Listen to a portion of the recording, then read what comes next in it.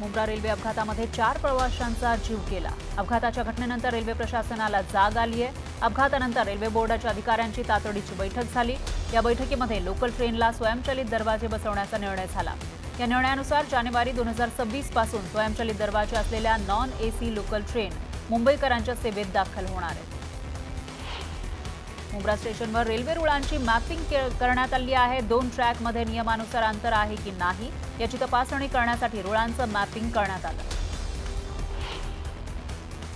Mumbra railway स्थानकादरम्यान झालेल्या railway अपघातात उल्हासनगरच्या तानाजीनगर परिसरातील 23 वर्षीय केतन सरोज या तरुणाचा मृत्यू झाला। ठाण्यातील मार्केटिंग कंपनीमध्ये तो काम करत होता। मुंब्र्यातील रेल्वे अपघातामध्ये 34 वर्षीय ठाणे रेल्वे पोलिसाचा मृत्यू झाला। जीआरपी स्टाफ असलेल्या बाबासाहेब मुख्याद यांचा मृत्यू झाला। मुंब्र्याच्या ठिकाणी रेल्वे अपघात घडला आणि लोक ट्रॅकवर पडली। त्याच्या शेजारूनच एक एक्सप्रेस सुद्धा पास झाली। त्याचाच नवा व्हिडिओ समोर आला। मुंब्रा रेल्वे स्थानकाच्या आधी शार्प टर्न असल्यामुळे हा अपघात घडलाय असं स्पष्टीकरण रेल्वेचे डीआयजी हेमंत कुमार यांनी दिलं। अपघातामध्ये जखमी झालेल्या प्रवाशांच्या नातेवाईकांनी हंबरडा फोडला। जखमींवर रुग्णालयात उपचार सुरू असतानाच जखमींच्या नातेवाईकांना रुग्णालयाबाहेर अश्रू अनावर झाले। नाशिक रेल्वे स्थानकावर देखील अपघात झाला। गाडी पकडताना हात सटकल्यानं प्रवासी गंभीर जखमी झाला। तर हरिद्वार एक्सप्रेसमधून हा प्रवासी प्रवास करत होता। या प्रकरणी लोहमार्ग पोलीस ठाण्यात आकस्मिक मृत्यूची नोंद करण्यात आली। दिवा मुंब्रा स्थानकादरम्यान लोकलमधून पडल्यानं काही प्रवासी जखमी झाले तर काही प्रवाशांचा मृत्यू झाला। या दुर्घटनेसंदर्भात मुख्यमंत्री फडणवीसांनी दुःख व्यक्त केलं। तसंच ही घटना नेमकी कशामुळे झाली आणि या घटनेची चौकशी रेल्वे विभागाकडून सुरू आहे अशी माहिती मुख्यमंत्री फडणवीसांनी दिली। उपमुख्यमंत्री एकनाथ शिंदे यांनीही अपघाताबद्दल दुःख व्यक्त केलं। मृत व्यक्तीच्या कुटुंबियांच्या दुःखात आपण सहभागी आहोत। जखमींना सर्वतोपरी मदत करण्याचं आश्वासन त्यांनी दिलं। मध्य रेल्वेवर झालेल्या अपघातामध्ये मृत्युमुखी पडलेल्या प्रवाशांचा अंत दुर्दैवी आणि क्लेशदायक आहे। प्रवाशांच्या सुरक्षिततेकडे गांभीर्यानं लक्ष देण्याची गरज अधोरेखित झाली आहे असं वक्तव्य उपमुख्यमंत्री अजित पवार यांनी केलं। तर यासाठी रेल्वे प्रशासन लवकरात लवकर ठोस पावलं उचलेल असा विश्वासही अजित पवारांनी व्यक्त केला। मंत्री गिरीश महाजन यांनीही रेल्वे अपघातात जखमी झालेल्या प्रवाशांची भेट घेतली। दोन्ही ट्रेन एकमेकांना घासल्या कशा याबाबतचा तपास सुरू आहे। या प्रकरणाची चौकशी करून दोषींवर कारवाई होईल। मुख्यमंत्री या संपूर्ण प्रकरणावर लक्ष ठेवून आहेत असं मंत्री गिरीश महाजन यांनी स्पष्ट केलं। किरीट सोमय्या यांनी छत्रपती शिवाजी महाराज शासकीय रुग्णालयामध्ये जाऊन रेल्वे अपघातात जखमी झालेल्या रुग्णांची भेट घेतली। यावेळी त्यांनी रुग्णांची विचारपूस केली। मुंबईतील रेल्वे दुर्घटना दुर्दैवी आहे, यात कोणतंही राजकारण करण्याची गरज नाही असं वक्तव्य पालकमंत्री विखे पाटलांनी केलं। मुंब्रा रेल्वे अपघातातील जखमींना सर्वतोपरी वैद्यकीय मदत केली जाणार आहे। मदतीच्या सूचना दिल्याची माहिती केंद्रीय मंत्री प्रतापराव जाधव यांनी दिली। मुंब्रा इथल्या अपघातावर राज ठाकरेंनी संताप व्यक्त केला। शहरात वाढणाऱ्या लोंढ्यांमुळेच अशा प्रकारचे अपघात वाढतायत असा आरोप त्यांनी केला। टाउन प्लॅनिंग नाही, वाढत्या लोंढ्यांवर कोणी बोलत नाही असा संतापही राज ठाकरेंनी बोलून दाखवला। रेल्वे मंत्र्यांचा राजीनामा मागण्यापेक्षा रेल्वे मंत्र्यांनी गर्दीच्या वेळेत लोकलमध्ये शिरून दाखवावा असं खुलं आव्हान राज ठाकरेंनी रेल्वे मंत्र्यांना दिलं।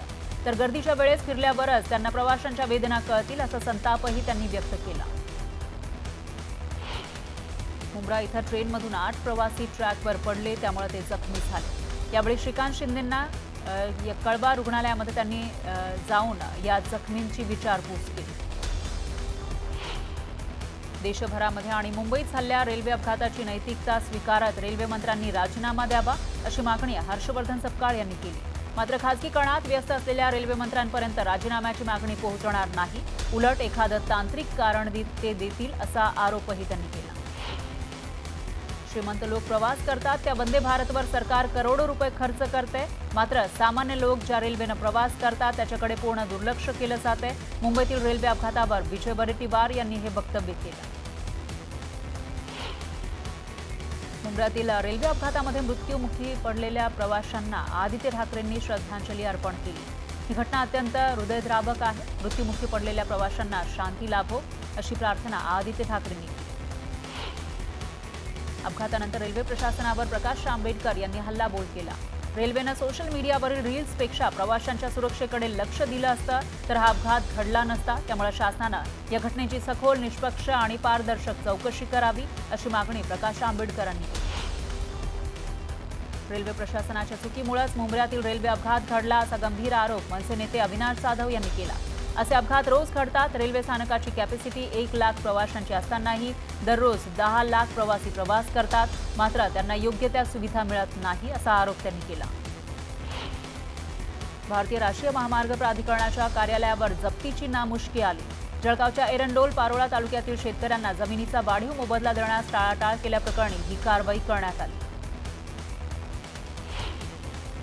लाच मागितल्याप्रकरणी सांगली महापालिकेचे उपायुक्त हे एसीबीच्या जाळ्यात सापडले।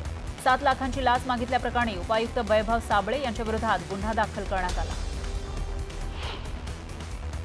अकोला जिल्ह्यातील शुभभोजन योजनेअंतर्गत शुभभोजन थाळीचे 10 महिन्यांपासूनचे अनुदान रखडलंय। पुरवठा विभागानं वित्तीय सल्लागार आणि उपसचिवांना 3,66,31,905 रुपयांच्या निधीची मागणी केली आहे।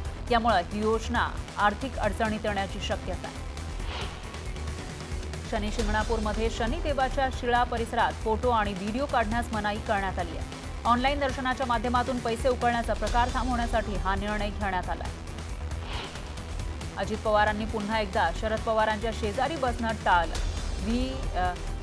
VESIच्या कार्यक्रमामध्ये शरद पवार यांच्या शेजारी असलेली नावाची पाटी अजित पवारांनी बदलून मध्ये एक रिकामी खुर्ची ठेवून स्वतःची पाटी ठेवल्याचं समोर आलं।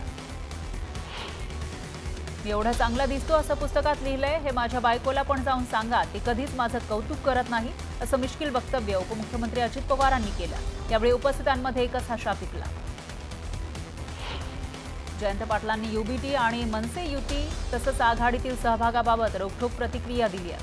यावेळी त्यांनी राज ठाकरेंचं कौतुक केलं। राज आघाडीत आले तर आघाडीची ताकद वाढेल।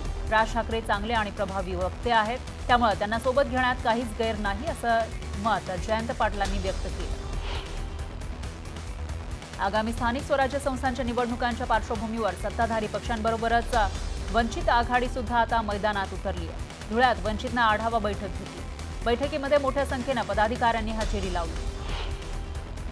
मुंबई महानगरपालिका निवडणुकीच्या पार्श्वभूमीवर सिद्धेश कदम यांनी पदाधिकाऱ्यांची आढावा बैठक घेतली। यावेळी मुंबई पालिकेवर शिवसेनेचा भगवा फडकवण्याचा निर्धार त्यांनी व्यक्त केला। कोल्हापुरात शिवसेनेनं सतेज पाटलांना मोठा धक्का दिलाय। शारंगधर देशमुख कार्यकर्त्यांसह शिवसेनेमध्ये पक्षप्रवेश करण्याची शक्यता आहे। माझं ते ट्विट म्हणजे एका भावानं एका भावाला दिलेला सल्ला होता। नितेश राणेंबाबत केलेल्या ट्विटरवरून निलेश राणेंनी हे स्पष्टीकरण दिलं। चंद्रपूर जिल्हा मध्यवर्ती सहकारी बँकेच्या निवडणुकीची प्रक्रिया सुरू झाली। काँग्रेसचे विजय वडेट्टीवार आणि प्रतिभा धानोरकर यांनी बँकेच्या संचालक पदासाठी उमेदवारी अर्ज दाखल केलाय। 21 संचालकांच्या निवडीसाठी 10 जुलैला निवडणूक होणार आहे। बच्चू कडूंना त्यांच्या आंदोलनस्थळी भेट देत शेतकरी नेते राकेश टिकैत यांनी बच्चू कडूंना पाठिंबा दिला। शेतकऱ्यांच्या संपूर्ण कर्जमाफीसह दिव्यांगांना 6,000 रुपये मानधन मिळावं या मागण्यांसाठी बच्चू कडूंचं कालपासून अन्नत्याग आंदोलन सुरू आहे। भिवंडीतील 957 संशयास्पद जन्म नोंदींबाबत किरीट सोमय्या यांनी पोलिसांकडे तक्रार केली आहे। किरीट सोमय्या यांनी भिवंडीमध्ये जाऊन प्रशासनाच्या मदतीनं जन्म मृत्यू नोंदीची तपासणी केली। सोलापूर ते गोवा विमानसेवा सुरू करण्यासाठी फडणवीसांचं महत्त्वाचं योगदान असल्याचं वक्तव्य मुरलीधर मोहोळ यांनी केलं। तर ऑगस्टच्या पहिल्या आठवड्यामध्ये सोलापूर ते मुंबई विमानसेवा सुरू होणार असल्याची माहितीही त्यांनी दिली। वर्ध्याच्या पुलगाव आगारात 5 नव्या एसटी बस दाखल झाल्या। यावेळी आमदार राजेश बकाने यांच्या हस्ते एसटी बसचं लोकार्पण करण्यात आलं। नागपुरात लक्ष्मण हाकेंविरोधात राष्ट्रवादीचे कार्यकर्ते आक्रमक झाले। लक्ष्मण हाकेंनी अजित पवारांवर टीका केली होती। दरम्यान हाकेंचे पोस्टर जाळत राष्ट्रवादीच्या कार्यकर्त्यांनी निषेध व्यक्त केला। बीडच्या आष्टी तालुक्यातील बाकी ग्रामपंचायत परिसरातील अतिक्रमणाविरोधात गावकऱ्यांनी पंचायत समिती कार्यालयासमोर आमरण उपोषण सुरू केलं। उपोषणस्थळी भाजप आमदार सुरेश धस यांनी भेट दिली। चौकशी करून दोषींवर कारवाई करण्याच्या सूचना यावेळी देण्यात आल्या। संभाजीनगरच्या मिनी घाटी रुग्णालयामध्ये महिलेच्या मृतदेहासह नातेवाईकांनी आंदोलन केलं। प्रसूती शस्त्रक्रियेदरम्यान या महिलेचा मृत्यू झालाय। डॉक्टरांच्या चुकीमुळे ही घटना घडल्याचा आरोप नातेवाईकांनी केला। नांदेडमध्ये गुरुद्वारा प्रशासकाच्या कारभाराविरोधात शीख समाजाकडून धरणे आंदोलन करण्यात आलं। जिल्हाधिकारी कार्यालयासमोर प्रशासकाच्या मनमानी कारभाराविरोधात निषेध व्यक्त करण्यात आला। तुळजापूर तालुक्यातील दिंडेगाव आणि हिप्परगा ताड इथल्या ग्रामस्थ गुंडगिरीला कंटाळून नळदुर्ग पोलीस ठाण्यामध्ये त्यांनी तक्रार नोंदवली होती, पण पोलिसांनी या घटनेकडे दुर्लक्ष केलं। त्यामुळे संतप्त नागरिकांनी नळदुर्ग पोलीस स्टेशनला घेराव घातला। थकीत मानधन तातडीने द्या, अन्यथा 9 जुलैपासून बेमुदत संपावर जाणार असा इशारा आशा वर्कर आणि गटप्रवर्तक महिला कर्मचाऱ्यांनी दिला। सांगलीच्या जिल्हा परिषद कार्यालयावर धडक मोर्चा काढत थकीत मानधनाची मागणी करण्यात आली।